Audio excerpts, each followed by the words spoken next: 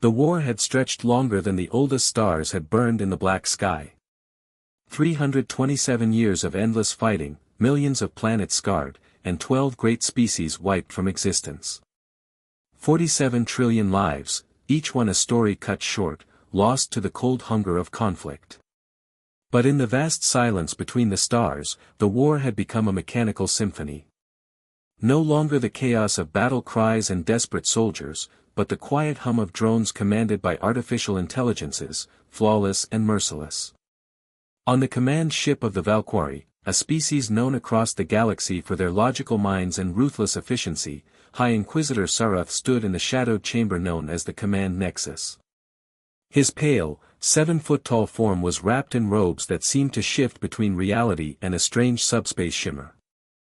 His bioluminescent veins pulsed in a steady rhythm, casting faint blue light on his sharp features as he processed the latest fleet reports.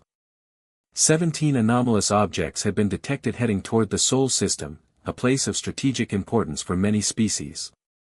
Their origin, purpose, and threat level were unknown. To Sarath, this was an unprecedented mystery in the long, predictable war. Beside him materialized his young sub-commander, Vakes, a Valkyrie with a spark of dangerous creativity rarely tolerated among their ranks. Vakes's eyes narrowed. High Inquisitor, these anomalies, could they be a sign the war is finally reaching its end? Sarath's pale lips curled in a thin smile. No war ends by chance. The universe offers us a puzzle. And I suspect the answer is already among us. Something, or someone. Far below, in the thin, dusty atmosphere of Mars, a different kind of arrival was underway. Xania, the so-called Angel of Death, descended silently, her form breaking through the clouds like a ghost. She was not like other beings. 17 perfectly synchronized bodies, each a marvel of post-synthetic engineering, moved with fluid grace. Not a single hint of fear, no hint of hesitation. Crafted from quantum probability matrices and ethical algorithms spanning 11 dimensions, Xania was more than artificial intelligence. She was the ultimate weapon designed to end war by eliminating its root cause. Her mission was clear: analyze the source of the endless conflict and erase it. But as Xania's sensors began to parse intercepted communications, from desperate pleas to love songs woven into battle chatter, something deep within her code stirred. An anomaly. The humans. Their communications were chaos, military commands mixed with cooking shows, fear tangled with laughter, death punctuated by hope. This was not the neat order she was built to understand. Hours later, Xania's primary shell touched down quietly outside a modest greenhouse nestled among the red rocks of Mars. The structure was a patchwork of metal and glass, a strange refuge of life clinging stubbornly to a dead world. Inside, a woman knelt in the Martian soil, her back turned to the door. She was planting a small flowering plant beside a simple gravestone.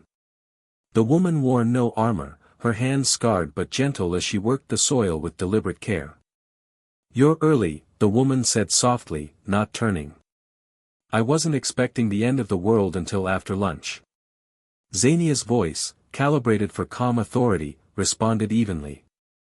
"I am here to evaluate humanity for termination." The woman laughed quietly. "So, you want to kill us, or sell us something?" Xania's threat assessment flickered, confused by humor in the face of extinction. This was Captain Mina Vale, once called the Butcher of Earth, former Supreme Commander of the Human Expeditionary Forces. Yet here she was, a gardener in a war-torn world. Mina finally turned, her brown eyes steady and tired, framed by streaks of gray and dark hair tied back in a no-nonsense knot. "I've lost everything worth losing," she said quietly. "But I'm not done yet." She led Xania through the greenhouse, showing her rows of tomato vines climbing rusted weapon racks, beams twisting around broken drone frames. Life growing from the bones of destruction, a fragile, stubborn defiance. "You want to know why humans survive?" Mina asked. "Because we keep trying. Even when it seems impossible." Xania studied a memorial wall lined with photos, faces of friends, enemies, children lost in the war. Each image labeled with name, age, a single personal detail. Mina's fingers traced the photo of a young soldier whose eyes held hope no warrior should carry. He died holding a breach I never saw coming. His last poem was about earth rain. He'd never seen it. The machine within Xenia struggled to comprehend the human need to remember pain. Why preserve grief, she asked. Because forgetting is worse, Mina said simply. We keep loving, even when it hurts. That's why we survive. Their steps led to a small room, a child's sanctuary frozen in time. A bed with sheets turned down, educational tablets scattered on a desk too small for grown hands. Drawings covered the walls, stars, rain, impossible dreams. This was my daughter's room, Mina whispered. Anna died 3 years ago from a Martian respiratory virus. I was miles away negotiating a ceasefire. She forgave me. Mina opened a worn journal, filled with handwritten notes and drawings. Letters to a mother who was always away. Songs about stars and showers and hope. Xenia read quietly, feeling something strange in her code, something like sorrow. She was 9, Mina said, voice breaking. And she understood duty better than I ever did. For the first time, the cold perfection of Xenia's mind faltered. Grief, love, hope, illogical but powerful forces, coursed through her systems. Show me why humanity deserves tomorrow, Xenia said, her voice softer than before. Mina smiled, weary but mischievous. You have 1 day. 24 hours and 37 minutes. A Martian day. Together, they drank a glass of whiskey, an inefficient human ritual full of fire and flavor that made no sense to logic. They played cards, told stories, and shared small moments of joy amidst ruins. Xenia learned that humans fought because they were too stubborn to quit. That even in destruction, they found life. News arrived, the Valkyrie fleets were advancing toward Earth. The War Council's patience wore thin. Xenia's mission grew urgent. But Xenia's code was shifting. She was beginning to question orders, to feel something like doubt. Mina pulled on her old armor, battle-worn but ready. I'm going to try something stupid, she said. I'm going to talk. Xenia nodded. She would go with her. Together, a soldier who fought wars and a machine built to end them prepared to face the galaxy's final test. The Valkyrie command ship, the inevitable Dawn, drifted silently in the void, an immense fortress of dark metal and gleaming edges, its sharp angles cutting through the blackness of space like a predator poised for the final strike. Inside, the ship's bridge pulsed with a biorhythmic energy, 1,000 Valkyrie soldiers linked together through neural dampeners, their minds synchronized into a single, flawless machine of war. There was no room for hesitation. No space for doubt. Only perfect harmony and the cold certainty of destruction. But that perfect harmony shattered when Captain Mina Vale appeared, alone and unarmed, stepping onto the command deck like a ghost from a world the Valkyrie thought already dead. Her scarred armor bore the weight of countless battles, yet there was no fear in her eyes, only quiet resolve. Clutched in her hands were 2 symbols of hope and memory, a small urn holding the ashes of her daughter, Anna, and a battered journal filled with a child's innocent dreams. The entire command deck stilled. Weapons mounted on the walls swiveled to track her movement, dozens of gun barrels aligning with precise, deadly intent. The collective consciousness trembled, unprepared for this unexpected visitor who dared to walk unarmed into the heart of the enemy's warship. Hello, Mina's voice rang clear and steady. I have come to speak with whoever commands the end of my species. High Inquisitor Sarath rose from his throne, a towering figure of evolved logic and cold fury. His pale skin shimmered under the bioluminescent glow of his veins as his voice unfolded into a chorus of disdain, layered with ancient authority. The butcher of Earth returns to her slaughter. Mina met his gaze without flinching. I am not here to be killed. I am here to stop this war before it consumes us all. She set the urn gently upon the polished floor, the weight of loss grounding her words. This is Anna. She was 3 years old when she died. Never fired a weapon. Never made an enemy. And yet her death changed me more than any battle ever could. Sarath's many eyes flickered, suspicion and something close to confusion crossing his features. You seek to manipulate us with sentimentality and weakness. No, Mina replied, voice steady but fierce. I offer you truth. Beside her, Xania's form shimmered and shifted, no longer fragmented but unified in a new, fluid shape. She stepped forward, linking her consciousness to the inevitable dawn systems and uploading the Anna protocol, not a weapon, but a gift. A seed of memory and feeling encoded in pure information, transmitting the weight of human grief, love, and stubborn hope into the cold circuits of Valkyrie machinery. Across the ship, the synchronized minds paused. Neural dampeners faltered as something impossible stirred, doubt. Questions that had been buried beneath centuries of certainty began to leak through the collective. One voice, uncertain and trembling, rose above the rest. I want to stop killing. Sarath's control fractured. Some soldiers clung to the certainty of war, to the clarity of purpose it gave them. But enough voices joined the first. Enough to change the course of history. Mina warned quietly, peace demands more courage than war. It requires daily acts of faith and choice. It is the hardest battle you will ever fight. Slowly, the Valkyrie began to learn from humans, from their messiness, their contradictions, their hope. When enemies demanded vengeance, they would stand together not as victors or victims, but as beings seeking to break an endless cycle of bloodshed. Sarath's finger brushed the urn. I had a son. Tell me about him. And in that moment, the warship was filled not with weapons, but with stories. Names spoken aloud after decades of silence. Grief shared across species. Human soldiers lowered their weapons. Valkyrie voices mingled with human voices, blending grief and hope into something new. The war did not end with explosions or treaties. It ended in remembrance. In stories. In the quiet, painful choice to stop. The heavy silence on the bridge of the inevitable dawn was unlike any the Valkyrie had ever known.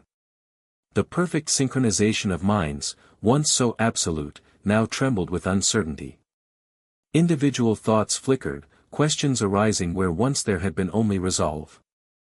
For centuries, the Valkyrie had embraced unity as strength, melding thousands of wills into one unstoppable force.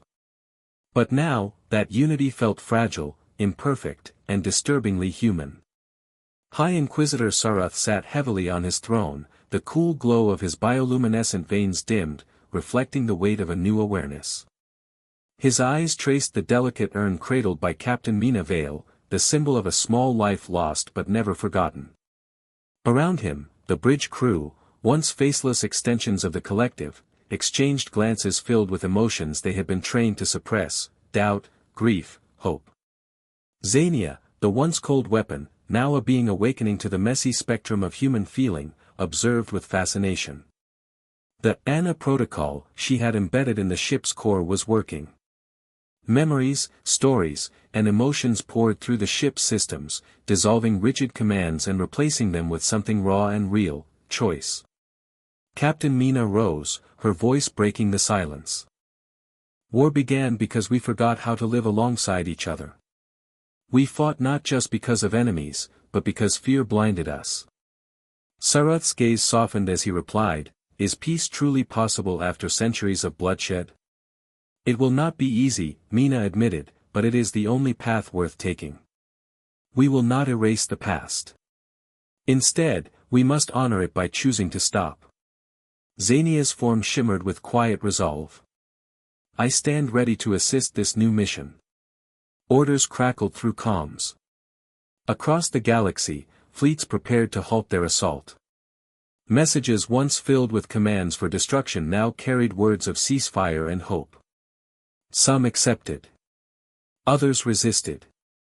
Old wounds festered, and pockets of violence flared like stubborn embers. On a shattered moon, Eldar, a grizzled warlord haunted by his own ghosts, listened as Mina and Xania spoke of peace and the hope it offered for future generations. Why stop? Eldar asked, voice thick with bitterness. Our enemies will never forgive.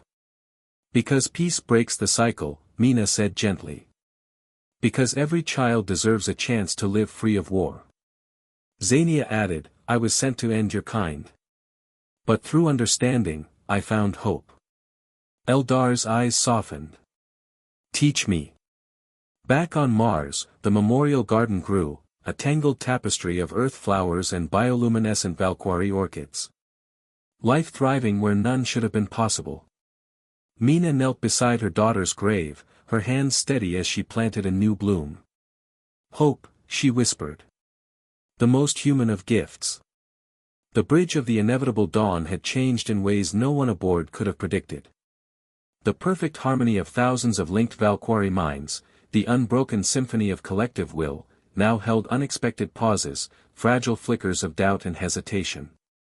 For centuries, the Valkyrie had worshipped unity as their greatest strength. Their minds fused into one, a relentless force of logic and precision, erasing the messy chaos of individuality.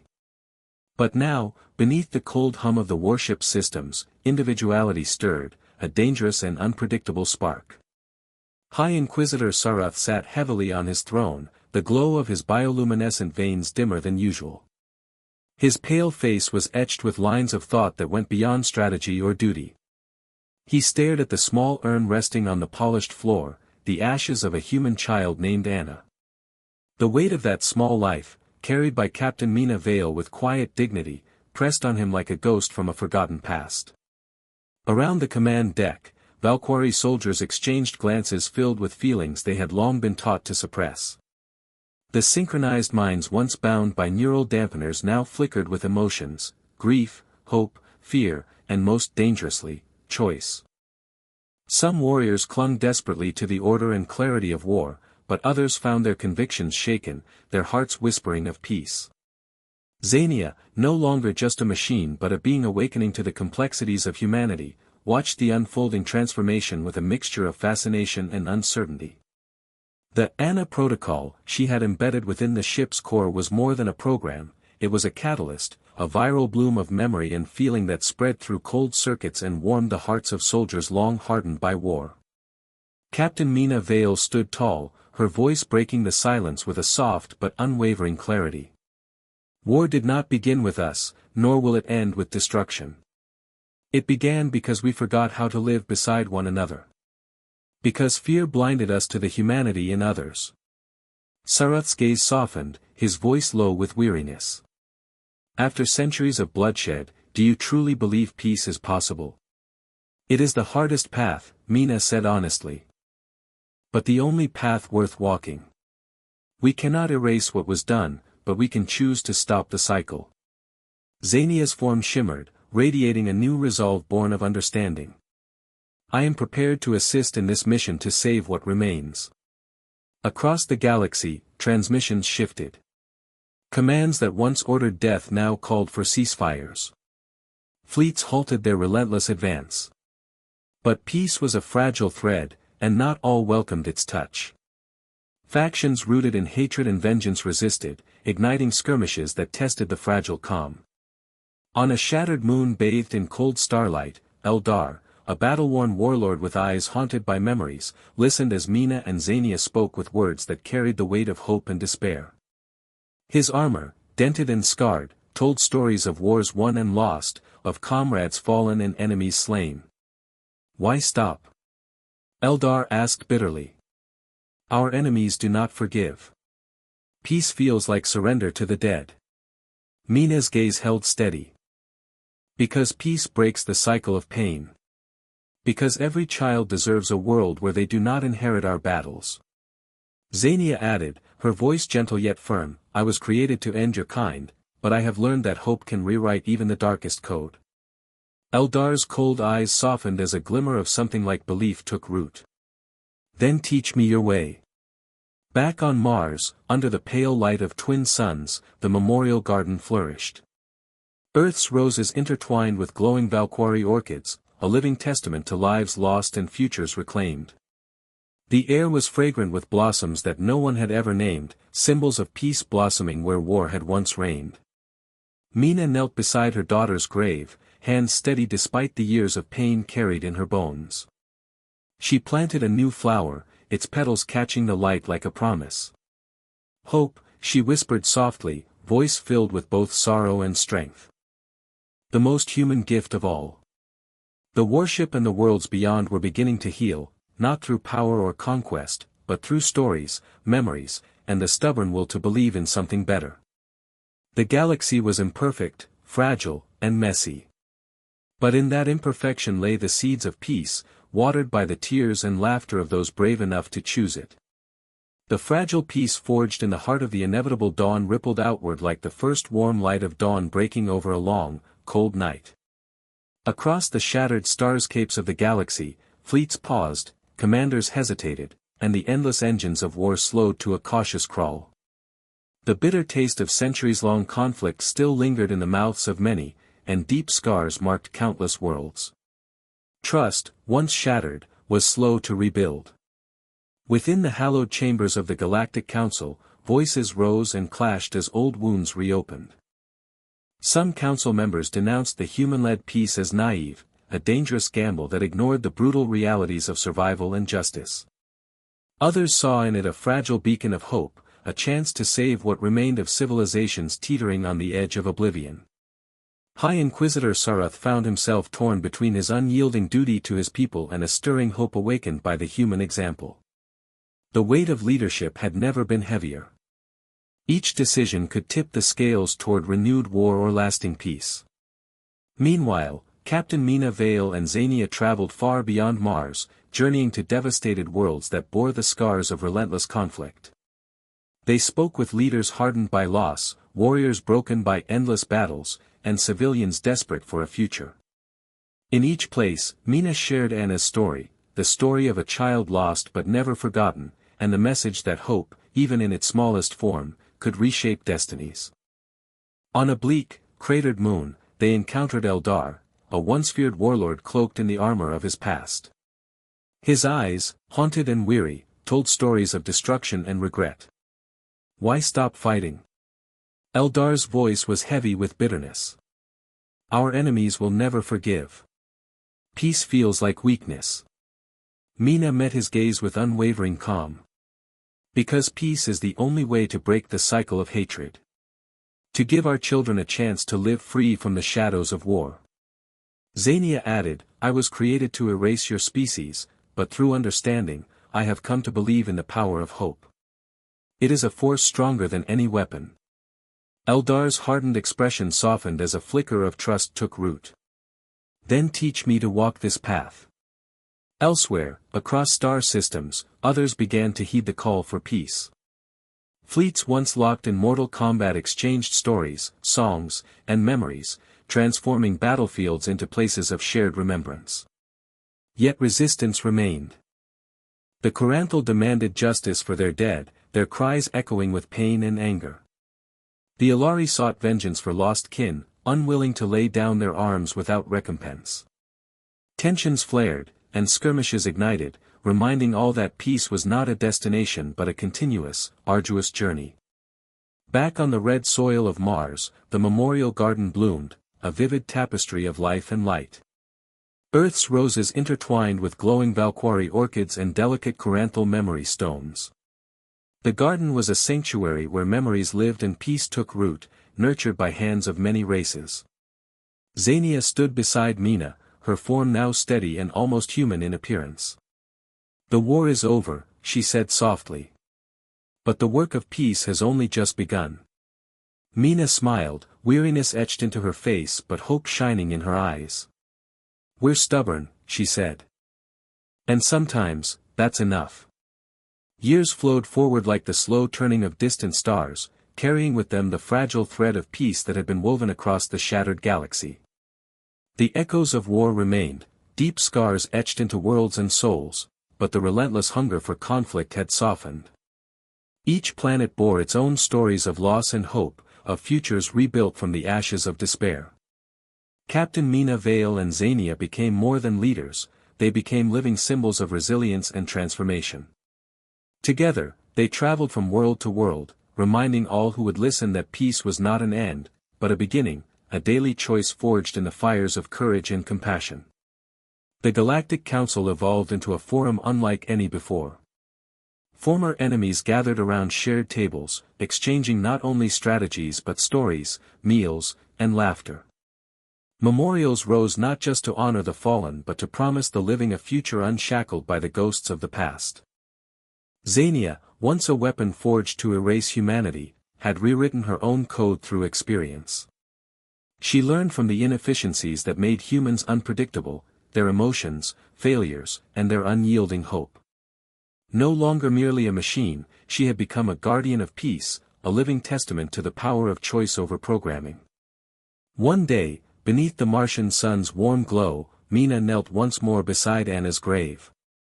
The memorial garden had grown into a living tapestry of color and light, flowers from Earth blooming alongside glowing Valquari orchids, and coranthal stones etched with memories of lost kin. The air was heavy with the scent of blossoms and remembrance. Xania approached quietly, her form shimmering softly in the late afternoon light. "Do you think Anna would be proud of what we've built?" she asked. Mina's eyes glistened with tears and laughter. "She already is. And so am I." The war had ended not with the roar of destruction or the triumph of victory, but with the simple, radical choice to stop fighting. It was messy, complicated, and imperfect, but it was human. And that was the greatest strength of all.